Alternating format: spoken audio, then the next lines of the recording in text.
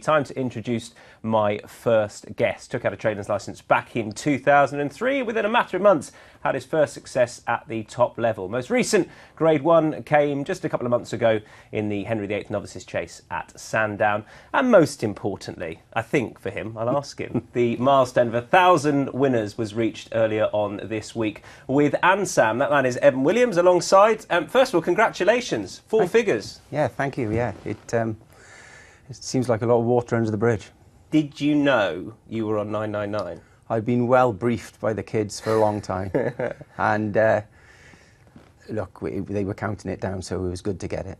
Does that mean that in some ways it's a great family operation, and we were delighted to go down there on Racing TV before your excellent double at Sandown on Tingle Creek Day, and I got the sense it was a real family operation, but was it the wife and kids that were more aware of the approaching 1,000 than you were, per se? They're always more aware of everything that is supposed to be made aware of.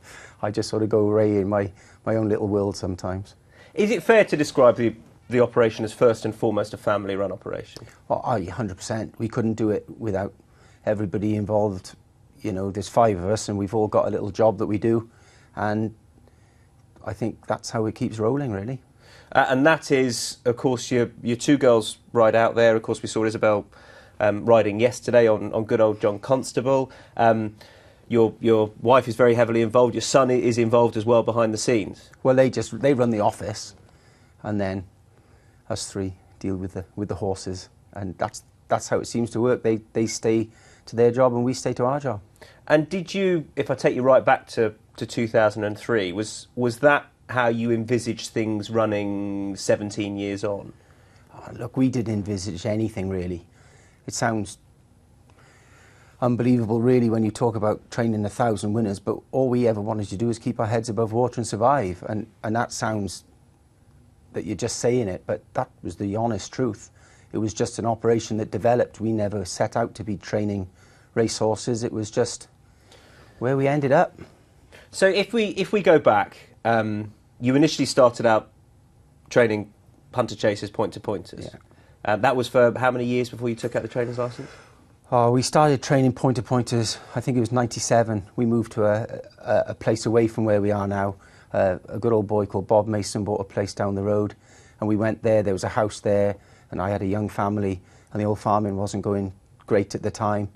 And the point-to-point riding, it was so different then, you know, but we just started to get rolling. I was riding a lot of point-to-pointers, and I had the chance to train some, and that's how it all kicked off. Riding point-to-pointers as a hobby, not career. You were predominantly from a farming background, and you were riding point-to-pointers because you thoroughly enjoyed it. You didn't necessarily see that as a career going forward. Didn't see. We were just farmers. There was always point-to-pointers around, and that's what you done in those days, you know.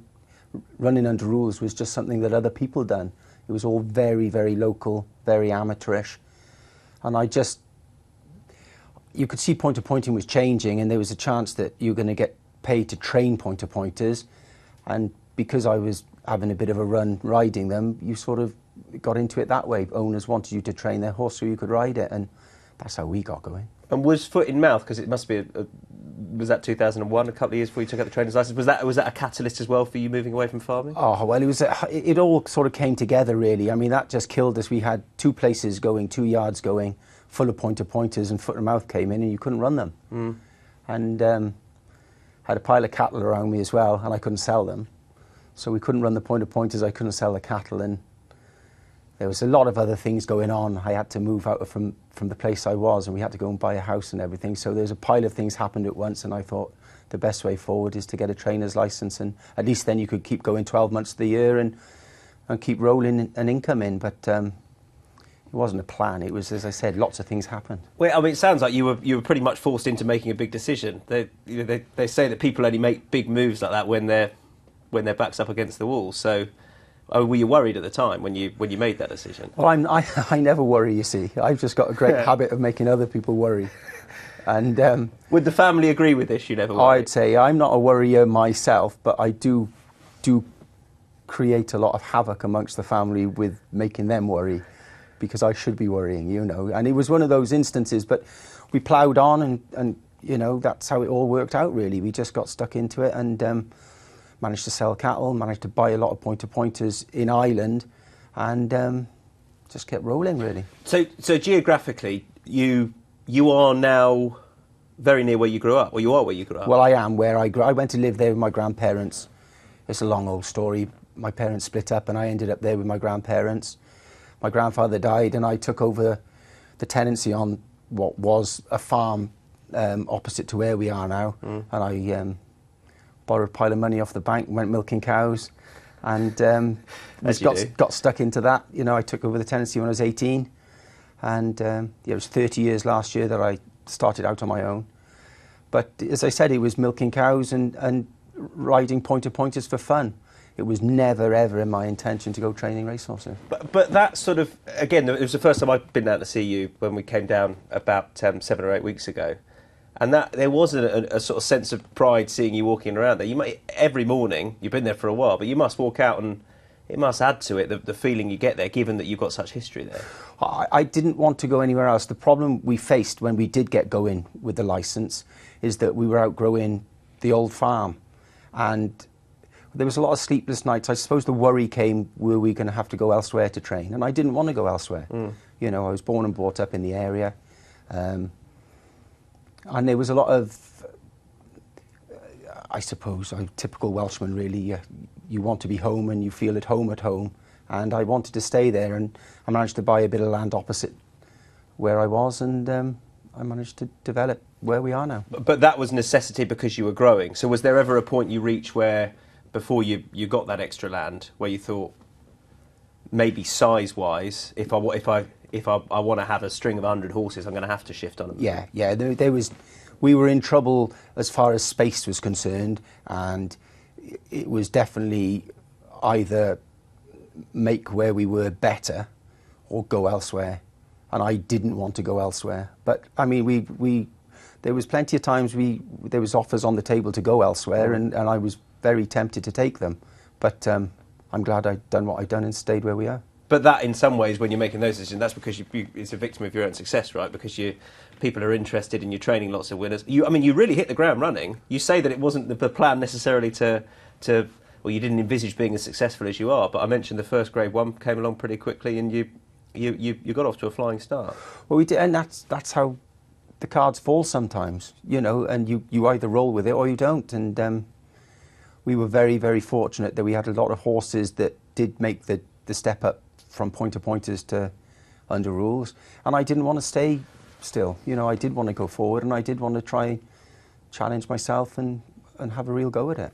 Did any part of you, when you started training, doubt, without necessarily growing up within that regime, within a training family, did any part of you doubt whether you could be a trainer, whether you could train racehorses? I never lacked self-doubt. So you never lacked self-doubt or self-belief? Never? Well, I never thought anything I've ever done was going to fail, really. Okay. Because if you were struggling, I would just get up a bit earlier and go to bed a bit later, you know. And I suppose I was hardened to getting on with life and getting on with work. It was never an issue for me. And I suppose what doesn't kill you makes you stronger, and that was the attitude we've always had, really. We just kept going on. Not afraid of a bit of hard work, and it paid off really well for you with some of the horses that you had. Were you surprised the quality of the horses that you had quite early on in your career, the Deep Purples, the State of Play and the like? Well, I mean, you are surprised where they ended up, because there was a lot of naivety going into where these horses did end up, but you learn pretty quick. I mean, these horses had to deliver. It wasn't the case that we could go jolly hockey sticks around. Make no mistake, these horses had to win. I mean, I had bills to pay and mortgages to pay, and we were out to train winners, and we needed them badly. Make no mistake, State of Play winning a Hennessy, you know, he was badly needed to get the ball rolling, to get the money coming in, and cemented what has become a great association with Mr. and Mrs. Rucker, who owned him, and with a lad who came there from nowhere, Paul Maloney, who again played a massive part in riding us lots of winners. You and Paul with your staying chasers in these colours, it sort of became synonymous with the time. Were you aware of that at the time? Well, no, not really. You just, as I said, you just got on with the job. But I make no mistake, I needed state of play, and I needed Paul Maloney, and Paul Maloney needed state of play, and Evan Williams, and the horse needed us both. And you know, without him, things would have been a lot different. So how did it all come about? How did E. Williams, the Ruckers, and P. Maloney come about to all get involved together? I was very fortunate. Mrs. Rucker's mother, Pat Tollett, was a great horsewoman, rode lots of winners pointer pointing, and I rode winners for Mrs. Tollett. And there was a connection there then, you know, through the pointer pointing. So that's where that little partnership came. And I was buying state of play. I remember went into the ring in Doncaster and I bought him. I'd buy a lot of horses on spec, and Mr. Rucker hadn't had horses under rules then, and he gave me a nudge and thought it'd be a nice ladies pointer pointer for Mrs. Rucker. So that was that job done. And Christian Williams was riding a lot of winners when we started, but of course he was connected to Paul Nicholls as a claimer, and Chris was going down there in the winters and was leaving me really in a position where I needed somebody. And I just thought Paul, he'd had a great record in Ireland. He was champion amateur, and he'd ridden a lot of winners in Ireland, ridden Moscow Flyer for Jesse. And I thought, there was a lad, you can't do that in Ireland unless you're good. And he was wasted over here. And he just fitted me, and I fitted him, and the old job sort of worked together. You approached him? I can't remember what happened. I think it was probably his agent.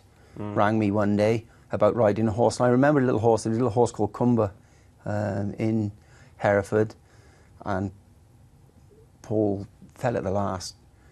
But Paul was always a great fella as far as summing the situation up pretty well, and went from there really.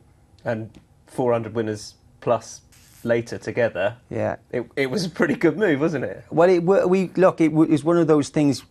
You know, if things are meant to be, they're meant to be type of thing. And I think I might have given him a bollocking once. He rode a lot of horses for me, and I didn't interfere in his job, and he didn't interfere in my job. He rode them, I trained them, and it just worked. And just back to the Ruckers again, and your association with them, and the way you approach it together in your buying horses. You don't necessarily set out together to go and buy a horse that's going to win a Fossil bumper, do you? It seems very long term, the approach with them. 100%. But then that probably goes back to the way we all are, really. You know, is that we always take a long term view of the horse anyway, because we think that's the best way, and that's what we've always done. And you know, none of their horses are rushed. We do the sales. We don't employ agents. We do it ourselves. So any of the, you know, the majority of the winners that we bought have been sourced by ourselves. The odd occasion I've used an agent, but we do it ourselves, and if we get winners, it's because we find the right horses. If we get losers, it's because we've done a bad job, and you know, you live and die by that. Just looking at your yearly records going through to 1,000, you stay pretty consistent, but you know, by and large, I know obviously yards take dips and that happens, but has there ever been a time where you've thought, I'm concerned, you know, this isn't going the way I want it to go? Every day. Every day. And any trainer who sits here and says everything is just a continual level is nuts. We've been level with our results because we graft hard to get the level results. But every day something goes wrong. Every day you're fighting against something, but then that's the art of doing the job, you know, and I think that's where I get the enjoyment. Look, I'm a very boring person. Very, very boring. I'm not buying it. And I enjoy working out the puzzle of keeping the whole thing rolling. And to do that, you've got to put up with the bad times and the good times and pretend everything is going well all the time. Is there going to be some people watching saying, he lets loose every now and again? Oh, probably. Yeah, probably. 100%. Yeah. You'd celebrate a winner. Look, I'm not a great party man throughout the day, you know, just because you've had a winner. I'd never have a drink if I was racing or anything like that. Never. I'd have a glass of wine or a glass of beer or something like that in the night, or with a meal or something like that. And I've got into plenty of things I shouldn't have by drinking too much. There's no doubt in that. But I'm not a drinker, if that makes sense. You know, I'm not a drinker at all, and I get my kicks out of doing my work, and that sounds boring, but it's the truth. But what gets you going is the fighting another day and the puzzle of the next day and the next week and where the next winner's going to come. But I've always been like that since I was a kid, I'd say. You know, I think what you go through as a child probably makes you what you are as an adult. And I went through plenty of things when I was a kid, which probably, you know, made you tough and strong and kept going forward. And so I think somewhere in the line in your life you have a bit of a reality check. And I was lucky to have mine when I was a kid. So everything after that really is water off a duck's back, and you know, you basically just get stuck in. And my enjoyment and what I do is training racehorses, and I get a lot of satisfaction out of doing it.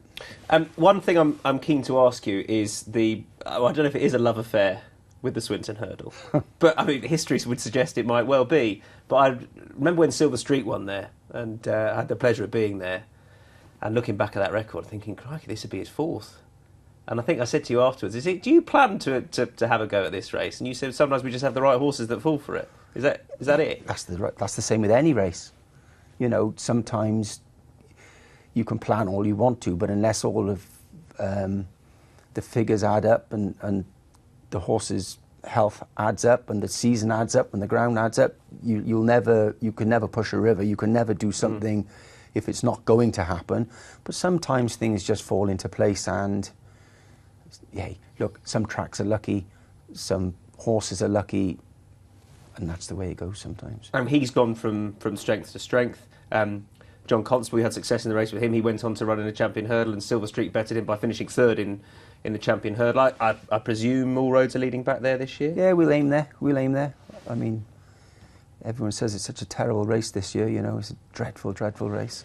So, well, it was the best race of the festival last year, and then the three at the top of the market didn't run to how we thought they would, so there you are. Listen, we'll aim It's there. never a terrible Champion Hurdle, is it? That's my thinking of it, but you know what people say, so we'll go and give it a go again. Was Kempton at the start of the season, when he won that listed race, that was, I mean, did you think he'd go and do that? Oh, we'd have been disappointed if he didn't run a good race, but there was horses in there that you'd expect to have run better than they did, but we were impressive that day. And it was just nice to get the show on the road because he'd had a tough season. I'd run him enough. And this year we just thought we'd go about things differently and treat him like a Grade 1 horse. And he's been third in a Fighting Fifth, second in a Christmas Hurdle. And we thought we'd go to Cheltenham fresh and happy and see how we get on then. He was fresh when we went to see him. Again, this is, time-wise, this is in the build-up to, which is early December. He'd just run pretty much, had he not? Yeah, he'd run in the up in Newcastle. Yeah, Fighting Fifth. Yeah, and the ground was deep there up in Newcastle, and it wouldn't have suited him. And the second and third lads, regardless of what they say, they definitely got caught napping. But look, that's the way it goes. And our horse came out of that and ran a very good race, I thought, in Kempton. The winner was impressive. The filly was very impressive of JP's and Nicky Henderson's, but you know, you can never be scared of having a crack at them again, and we'll have a go at them again. I said to you this day, you'll go back to Kempton, well, you'd have a right chance there, because looking at it, doesn't look the strongest race. And you said, there'll be something that'll come out and end up at the top of the market for the... And you were right, because you're a realistic man, and you were spot on with well, that. you've got to be realistic. Yeah. I mean, you can dream you can stand in the middle of that old gallop and dream all you want to, but when you're making your entries and your declarations and you go and run them, you can't dream then. So I think you've got to be realistic in this game. Where are you reality-wise with your most recent Grade 1 winner, Esprit du Large? He was good at Sandown. Well, he's just improved a lot, you see. There's another horse that's just improved a lot. And I'd say we'll go straight to Cheltenham with him. 2 miles? I'd say so. Yeah. I'd say we'll go to the Arkle. I can't see any reason why we wouldn't. He's had 3 runs over fences. He's good and tough. And they came pretty quick together. So You see, there's a great graded novice chase run in the spring, and if you run them hard during January and February, you can miss out on some very, very good pots. You've got Cheltenham, Aintree, Ayr, Punchestown.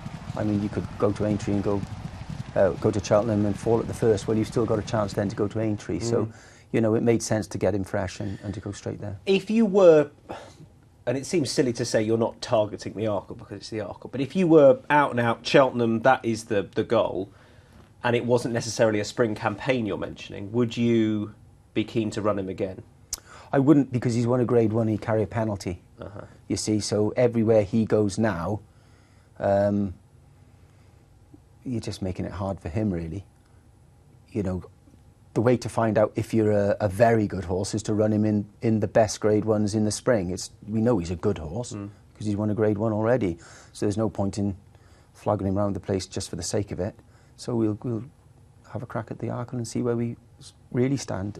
And we've talked about Paul, and then when, of course, he moved on, you already had Adam Wedgie lined up to go in his place. How big a day was that for you all? Oh, it was probably bigger than we think. I mean, we've had some great days, don't get me wrong, but Wedgie, look, he's been with me since he was a £10 claimer, and we've got a lot of faith in him, and he's a very, very good rider. But a Grade 1 doesn't half look good on a CV, and that was his first Grade 1, and lifts him. You know, confidence is huge in jockeys, and I'd like to think he's got plenty of confidence in me, and I'd like to think that he knows that he's got my back in 110%. And but he was following in. I mean, make no mistake, Paul Maloney was a tough act to follow because he'd been with me so long. And Wedgie had seen, I mean, Paul was the ultimate professional. What people don't see is the work that goes in behind the scenes. And make no mistake, Paul Maloney was a pro. And Wedgie had to go from a boy to a man, and I've been very, very proud to see him develop into a man. And I don't think there's too many professionals would say he's not a top class rider now. Do you feel a responsibility? I think the obvious from the outside looking in, that a trainer will feel a responsibility to the owners of their horses, to the horses themselves. But do you feel a responsibility to a jockey when they have committed to you? Because ultimately, if you go out of form, it's nothing necessarily they're going to be doing wrong. But if they're committing to you, there is or do you feel a certain amount of responsibility to provide them with horses that are going to win races?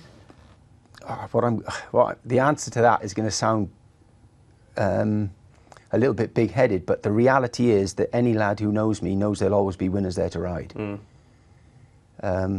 We will find them a winner, and I think that was a big thing with Paul. That's why Paul wouldn't interfere. He didn't want to train the horses. He knew, look, say nothing, go where Evans tells me to go, and somewhere down the line the job will come right. And Wedgie could see that developing, and I'll get them winners. Don't worry about that. And you know, the timing of that was great as well, because a little bit was made of course, Adam had to go and ride Silver Streak up in the Fighting Fifth, and I think that was the weekend that the Rasher Counter won the Ladbrokes Trophy.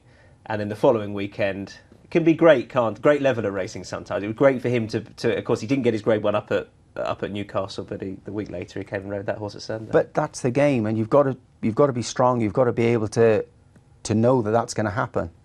And it was great to see young Ben Jones win on it for Emma. You know, that was fantastic.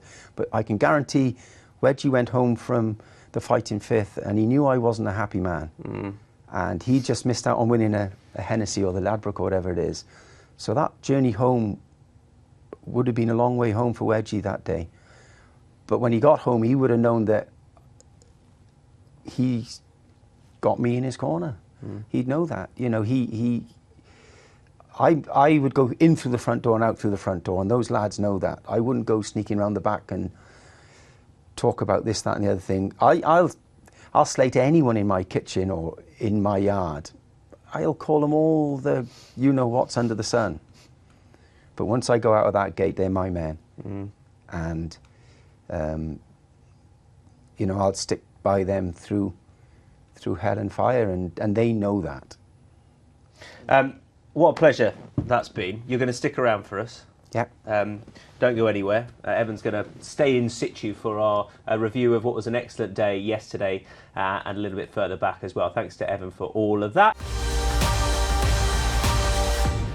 Subscribe to Racing TV to be notified when more Luck on Sunday videos are appearing online. And don't forget to join me for the show every Sunday morning from 9 o'clock with the best guests.